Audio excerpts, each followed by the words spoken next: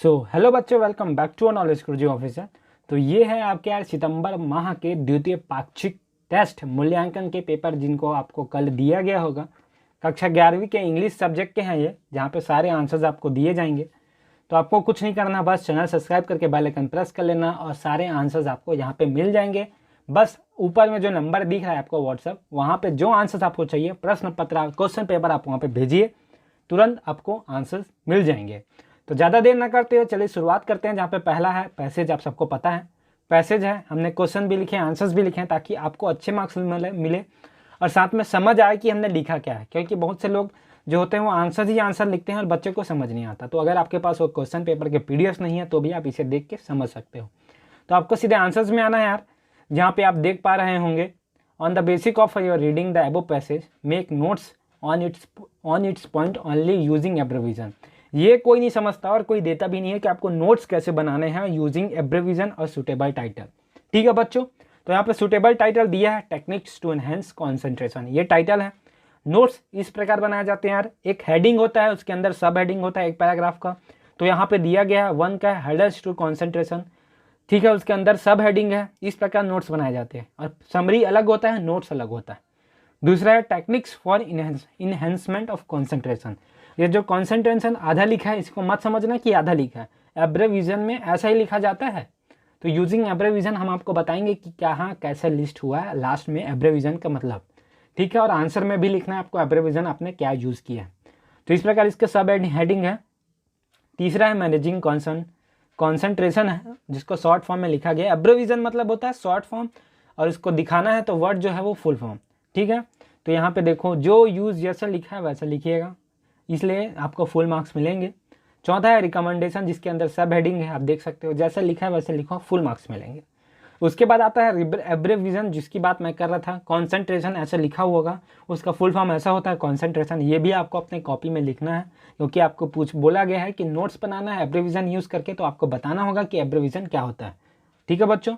तो ये है एब्रेविजन, जो भी आप लिख रहे हो तुरंत आप इसे लिखिएगा, आराम से लिखिएगा। और कोई आंसर्स आपको चाहिए किसी भी सब्जेक्ट का तो आप हमें बताइएगा, नंबर आपने पहले में देखा होगा। और कोई भी सब्जेक्ट का चाहिए तो आप बताओ। और समरी इस प्रकार है, जिसमें 80 वर्ड है। समरी का मतलब होता है कोई बड़े चीज़ को छोटे में बताना, जो मेन पॉइंट्स है। तो समरी हमने 80 वर्ड्स का लिखा हुआ है, आप भी इसे आराम से रोक के लिखिएगा। ज़्यादा लंबा नहीं बनाएंगे यार वीडियो, क्योंकि आप लोगों को दिक्कत होगा। आप लोग आराम से लिखो, इसको रोक रोक के लिखो। तो यहाँ पे चेंज द वॉइस है, जिसमें हु स्टोरी और वैलिड लिखा है, तो इसके आंसर यहाँ पे दिए गए हैं। अब दूसरा है जो है I do not write a letter. तो आंसर आप देख रहे हो, a letter is not written by me, ठीक है बच्चों। तीसरा है we are going to watch a movie tonight, ठीक है। तो a movie is going to be watched by us to night.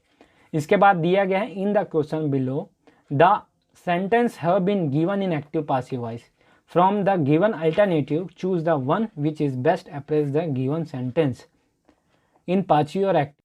तो बच्चों, आज मैं आप लोगों को एक ऐसी ऐप के बारे में बताना चाहूँगा जो आपकी स्टडी में बहुत ही ज़्यादा हेल्प करेगी, जहां आप अपने क्वेश्चंस, अपने डाउट्स, अपने कॉन्सेप्ट, अपने बोर्ड के क्वेश्चंस और वहां नीट के सारे क्वेश्चंस आप बना पाएंगे। तो ये है फिलो ऐप। इसके जो है ये 24/7 आप कभी भी इससे क्वेश्चन पूछ सकते हो। और इसे डाउनलोड करने के लिए 3 ईजी स्टेप है, जो आईफोन वाले हैं उनके लिए भी है और जो गूगल प्ले स्टोर वाले हैं उनके लिए। आपको सर्च करना है फिलो ऐप, सर्च करने के बाद इसे इंस्टॉल कर लेना है। उसके बाद जैसे इंस्टॉल करोगे तो आपको नंबर यहाँ पे पूछेगा, नंबर डालने के बाद ऐसे आपकी स्क्रीन पे आ जाएंगे। और जो भी क्वेश्चंस है, जो आप टेक्स्ट भी कर सकते हो और जो क्वेश्चन है उसके फ़ोटो खींच के अपलोड भी कर सकते हो।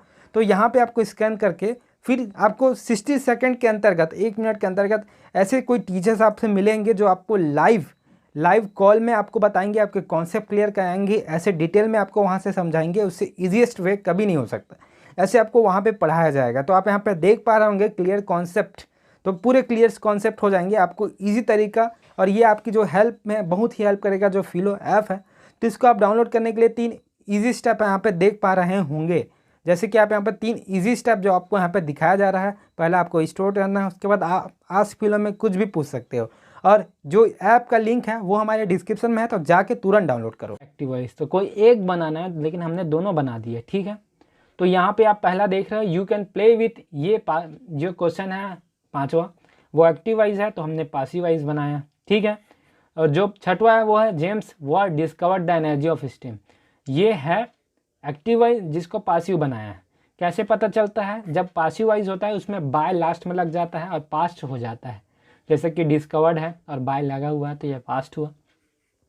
ऐसा ही चौथा है, did the boy return the horse because there were conscious or because they were afraid.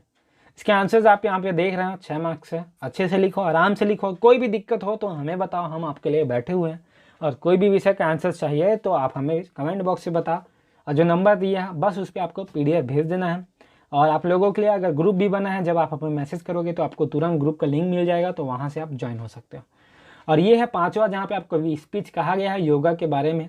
Speech को लिखना है 150 से 200 वर्ड में। तो स्पीच लिखने से पहले हमें माननीय अतिथि महोदय ये सब बोलना होता है। तो इंग्लिश में आपको बोलना होगा वेरी गुड मॉर्निंग, अपने प्रिंसिपल को, अपने टीचर्स को, और जो बच्चे हैं आपके सीनियर जूनियर्स उनको, और बताना होगा आप कौन है। तो सारी चीज़ें यहाँ पे बताई गई हैं, आपको सिर्फ लिखना है। और उसके बाद आपको स्टार्ट हो जाना है योगा के बारे में बोलने में। कम से कम आपको 150 वर्ड में बोलना है, मतलब 3 पैराग्राफ होना चाहिए। ठीक है बच्चों, अगर ज़्यादा लगे तो इसे कम कर लेना, लेकिन कम तो आपको लगेगा नहीं, ये ज़्यादा ही लगेगा। 150 वर्ड से कहीं ज़्यादा है, 200 वर्ड में है। क्या है, बच्चे क्या होते हैं जिनके राइटिंग छोटे होते हैं उनको छोटा बन जाता है और फिर बड़ा नहीं लगता, और जिनके राइटिंग बड़े होते हैं उनको लगता है बहुत बड़ा है। तो दोनों को देख के बनाना होता है। तो इस प्रकार आप सारे स्क्रीनशॉट ले लो और कमेंट में बताओ, और नंबर जो दिया है उसमें आप अगर कोई विषय का चाहिए तो आप हमें उस नंबर पर भेजो, और आपको 4 से 6 घंटे में उसके आंसर्स मिल जाएंगे। तो वीडियो में सिर्फ इतना ही, चलिए हम चलते हैं।